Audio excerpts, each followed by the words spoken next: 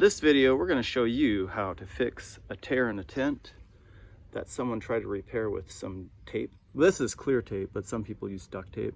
So we're going to show you how to take that off and do a better job at taping. I guess the first thing we'll do is take off the old tape and see what we've got going on under here. I suppose you want to be a little gentle so you don't create a bigger tear than what's already there. Okay. It looks like the other tape is on the inside of the tent, so I'll have to go under there and take that off.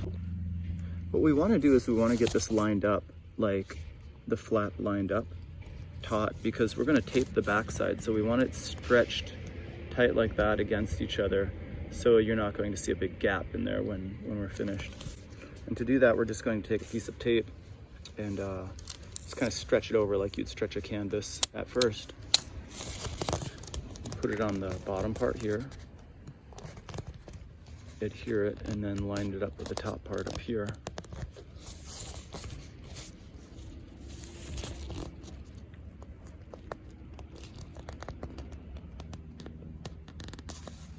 There we go. It's pretty much lined up on that side.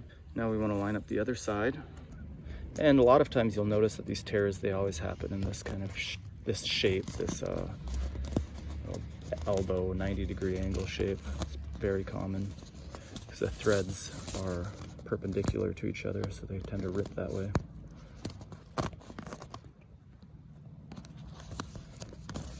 Okay, that one's lined up pretty well. I'm going to use this stuff right here, tear aid patch. Usually you get this with when you purchase a air mattress or something. They'll send you a few of these with it in your patch kit. It's basically like tenacious tape, so if you want to use something like tenacious tape, that's great too. Since it's clear, it's not going to, it's not going to be visually assaulting to the eye down here, because on the back side it'll be clear. So I'm going to flip this over and we're going to tape the back side. I've washed my hands in advance so I don't leave a bunch of prints on it. Make sure I get this lined up, because you only kind of get one chance to do this. Otherwise you get bubbles, etc. in there. You want to kind of keep it flat.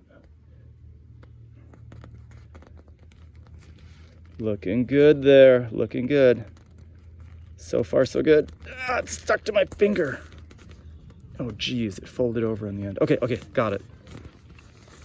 There we go. Now really work that in there. You want to press that down, work it in, massage it, so then it really adheres.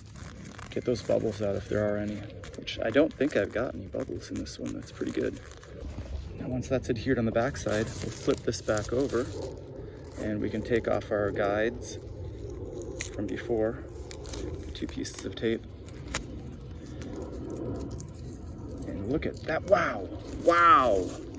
Wait, was there ever a tear here before? I don't think so. Okay, maybe it doesn't look that great, but it's pretty dang good, all things considered. Yeah. Oh yeah.